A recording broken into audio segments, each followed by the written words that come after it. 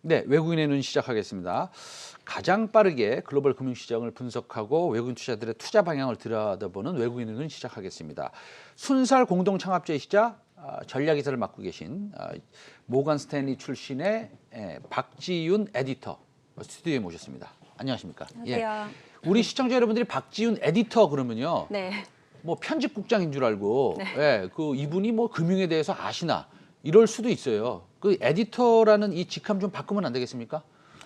지금 저희 회사에서 제가 CSO라고 네, 불리고 있는데요. CSO. 네네. 네, 박지훈 CSO라고 하겠습니다. 네, 알겠습니다. 예, CSO는 그럼 무슨 뜻입니까? 한국말로? 어, 최고 전략 네, 최고 전략. 오피서. 네네. 네, 그렇게 하겠습니다. 어쨌든 간에 모건 스탠리에서 오래 근무하셨고 홍콩에서 들어오신 지 이제 몇 년 됐는데 그 주식시장의 변동성이 커졌습니다. 그렇죠? 네, 예, 우리가 다 알고 있는 건데 금리에 대한 민감도가 커졌는데 어저께는 이제 또 1.6%를 좀 10년물 장기금리가 또 돌파한 그런 순간도 있었어요. 먼저 지난주 상황이 어떻습니까? 네.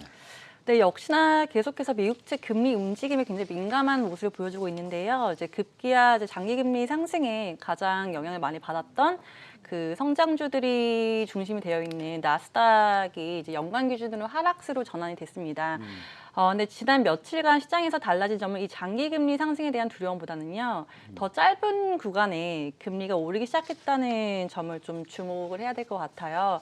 이제 장기금리는 경기 전망과 또 기대 인플레이션이 녹아있는 구간이라면은 이 단기금리 쪽은 이제 그 중앙은행의 기준금리 정책이 녹아있는 구간이거든요. 네네. 그래서 미국 연준의 그 정책금리에 대한 시장의 기대치가 좀 달라졌다고 볼 수 있습니다. 연준의 시장의 기대치가 좀 달라졌다? 네. 시장의 기대치가 어떻게 달라졌습니까? 네, 사실 연준의 점도표만 봤을 때는 네. 2023년까지는 그 기준금리를 올리지 않겠다는 거는 이제 분명한데요. 시장에서 이제 계속 이제 인플레이션에 대한 이제 걱정을 하기 시작했잖아요. 이제 그러면서 이제 파웰 의장은 이게 말로는 이게 구두로는 이제 뭐 그게 걱정하지 않아도 된다 네. 이렇게 계속적으로 이제 시장 달래기는 해주긴 했었지만. 이제 시장은 말보다는 어떤 액션을 좀 취해주길 바라게 된 거죠. 그래서 좀 구체적으로 어떤 정책적으로 우리에게 그러면은 네, 알겠습니다. 알려달라. 예. 네. 추가 정책 조치라는 게 그러면 우리가 대충 제 머리에 지금 생각나는 게 있는데 네. 그런 것들입니까? 어떤 것들입니까? 네, 그 추가 정책이 이제 최근에 거론됐던 것들이 네. 이제 크게 두 가지가 있는데요. 네. 이제 하나는 이제 오퍼레이션 트위스트라는 게 있고, 네. 또 하나는 일드 커브 컨트롤이라는 게 있어요. 그래서 네. 이 둘 두 다 가지- 영어네요. 네, 그렇습니다. 이걸 한국말로 바꿔주셔야죠.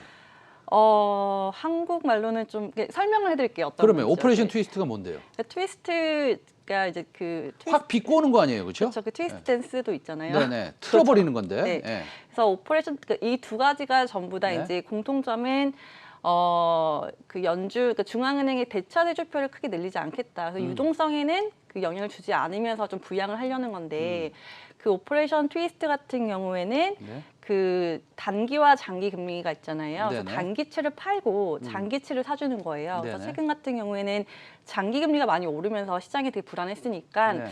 대신 장기채를 사주겠다. 그래서 장기 금리를 좀 이렇게 내리고 대신 단기채 금리가 올라가고 이런 네네. 식으로 풀어가는 거고요. 네네. 이제 일드 커브 컨트롤 같은 경우에는 지금 BOJ, 그러니까 일본 중앙은행이 지금 이미 시행하고 있는 것인데 정책인데요.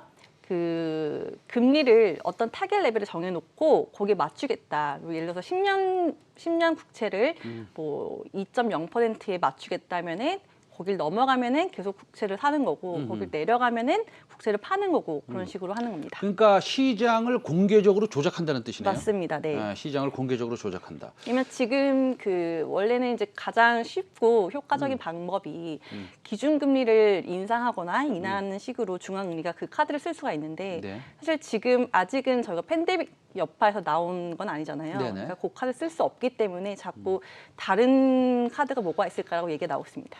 지금 FOMC가 일주 조금 더 남은 것 같은데. 네, 16일에서 17일? 네, 다음 주입니다. 그 정도 남았죠. 네. 그렇다고 보면은 그 사이 동안 이제 블랙아웃 피리어드죠. 맞습니다. 이제는 네. 연준에서 마음대로 발언을 못 합니다. 법적으로 불가합니다. 네. 그래서 이제 좀 민감한데 그 파월 의장의 스탠스가 그러면은 약간 또 매파적으로 아주 약간 변한 것 같기도 한데 우리 저기 박지훈 CSO께서는 어떻게 생각하세요? 그러니까 사실 지금 이제 블랙아웃 피리어드이기 때문에 말씀하신 대로 이제 그 앞으로 연준 그 인사들의 발언이 이제 이번 주 내내 없을 거예요. 다들 이제 연준에 다 주목을 하고 있음에도 불구하고 그래서 지난주에 그래서 파월 의장의 그 발언이 굉장히 영향을 미쳤던 이유가 그게 마지막 시장과의 소통이었어요. 그랬는데 시장이 그 기대하는 것을 이제 딜리버해주지 못하자 이제 시장이 굉장히 영향을 많이 받았던 건데요. 사실 그 내용이나 톤 자체는 그 매파적으로 변한 건 아니었었고요. 제가 이제 판단하기에는 그 연준을 이끌고 있는 파웰 의장의 성향과 또 이제 그 연임 문제가 남아 있어요. 그 임기가 이제 딱 거의 1년 정도 남아 있는데요. 사실 네. 파웰 의장은 트럼프 전 대통령이 이제 임명한 그 공화 당원이기 때문에 어쩔 수 없이 이제 그 지금 민주당 바이든 새 정부에서는 뭐 반대편이긴 하죠. 그래서 그런 상황에서 그 2월 말에 최근에 그 여권 실세들한테 이 실세라고 하면은 실제로 연준의 인준 카드를 갖고 있는 사람들이에요. 그들한테 추가적으로 이제 부양에 대해서 더 사실 지금 그 SLR이라고 Supplemental Leverage Ratio, 즉 보완 레버리지 비율을 네. 추가적으로 연장을 해줄지 말지가 굉장히 지금 논란거리인데요. 그래서 연장해주면은 그 큰 실수가 될 것이다라고 경고를 받은 바가 있어요. 네네. 그래서 좀 정치적으로 좀 굉장히 압박감을 좀 받은 상태라고 보실 수 있고요. 또 오퍼레이션 트위스트 같은 경우에는 실제로 시행이 되면은 사실 기대 인플레이션이 올라갑니다. 그러니까 지금 인플레이션 압박이 있는 상태에서 다시 인플레이션을 덮어버리면은 사실 조금 맞지 않은 상황인 거죠. 그리고 아무리 그 시장 변동성이 커지긴 했지만 지금 그렇다고 모든 시장이 죽겠다, 뭐 살려달라 이런 상황은 아니기 때문에 네, 섣불리 카드를 쓸 수 있는 상황은 아닌 거죠. 알겠습니다. 그러면 YCC나 오퍼레이션 트위스트가 나올 가능성이 그래도 50%는 넘지 않겠네요. 그렇죠? 작겠네요. 그렇죠? 저는 50%는 아닐 것 같고 넘지 않는다고 생각하고요. 네. 물론 이제 다음 주까지 그 FOMC가 실제로 열릴 때까지 그 벤치마크 금리 10년물이 뭐 1.50에 안착을 하느냐 아니냐가 이제 되게 중요할 것 같아요. 만일 갑자기 2.0%까지 상향 돌파를 해버리면 그러면 이제 시장에 어마어마하게 영향을 주면서 그거는 이제 그 미국 정부도 그렇고 연준도 원하는 상황은 아니기 때문에 그러면은 좀 색다른 카드를 좀 빨리 선제적으로 낼 수도 있다고는 생각합니다. 알겠습니다. 그 결론적으로 그러면 다시 한번 좀 명확하게 우리 시청자 여러분들과 소통하기 위해서 제가 질문을 드리면 그러면 내년 후반기에 금리 인상하는 겁니까? 아니면은 뭐 생각대로 2023년 가야 되는 겁니까? 그거는 네. 제가 알면은 그 세계 최고의 천재들만 모여 있는 미국 연준에 네. 네. 있지 않았을까 싶긴 한데 네네. 사실 그 시장에서 금리 인상을 프라이싱하는 것과 또 미국 연준이 실제로 정책 그 결정하는 게 다른 경우가 굉장히 많아요. 하지만 항상 그 시장의 기대치와 또 그 연준의 발언은 항상 이제 뭐 저희가 주목을 해야 되는데요. 제 생각에는 일단 지금은 그 미국 정부와 연준이 둘 다 인플레이션보다는 고용이 먼저다 이렇게 굉장히 그 명확하게 이제 주장을 네네. 하고 있기 때문에 네. 그래서 고용이 금리를 어떻게 네. 되는지가 좀 중요할 것 같습니다. 네. 그래서 또 두 번째는요, 연준 내 인사 이동이 좀 중요할 것 같아요. 그거에 따라서 정책의 결이 달라질 것 같은데 파웰 의장이 만약에 연임을 하지 못한다면은 네. 저희가 앞으로 좀 많이 보게 될 이름이 네. 브레이너드 연준 현재 이사예요. 네. 아마 그분이 지금 유일하게 이사들 중에서 민주당원으로 알려 있는데요.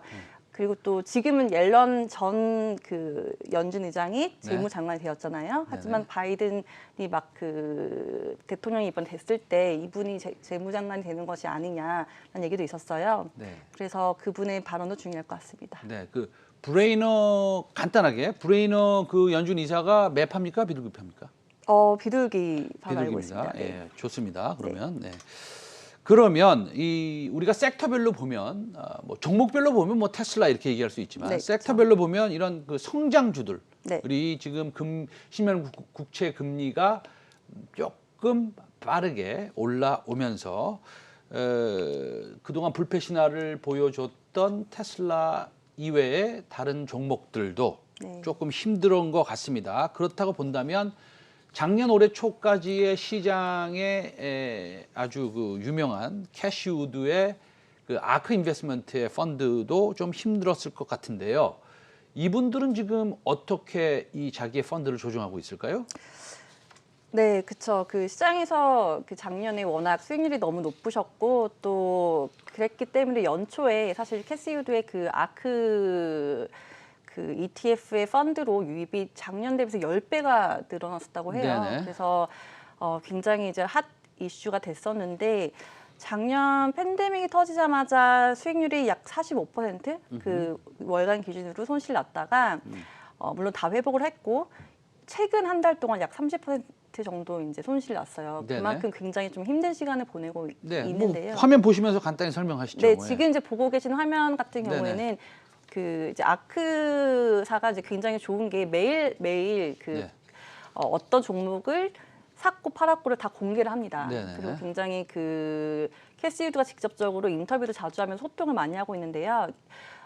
저 화면 같은 경우에는 지난 일주일 동안 그 아크사의 주요 5개의 ETF 펀드에서 네. 어떤 종목을 사고 팔았는지를 보실 수 있어요. 네. 그래서 보시면 탑 10개 보유 종목, 그 아크사가 갖고 있는 5개 ETF에서는 약 165개의 종목을 보유하고 있는데요.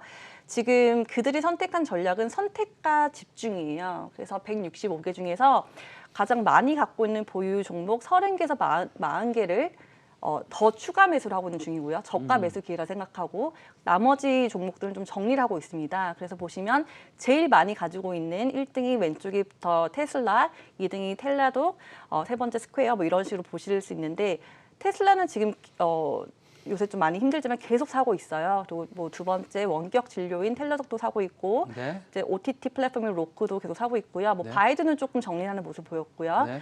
그래서 아무리 지금 이제 성적이 좋지 않지만은 탑 10의 종목들을 좀 집중적으로 더 알겠습니다. 추매를 하고 있는 네. 모습입니다. 저는 저 화면을 다시 한번 보여주세요. 저 화면을 보면서 무슨 생각을 했냐면요. 얼마 안 있으면 미국에 상장될 네. 쿠팡이 저 안에 낄 수도 있겠다라는 생각을 불현듯 들었습니다. 그래서 아크사가 쿠팡을 사는지 안 사는지 한번 보겠습니다. 오늘 시간이 없어서 여기까지만 하는데요. 순살공업 창업자이신 그리고 전략이사를 맡고 계신 박지윤 CSO 오늘 네. 말씀 잘 들었습니다. 네, 감사합니다. 네.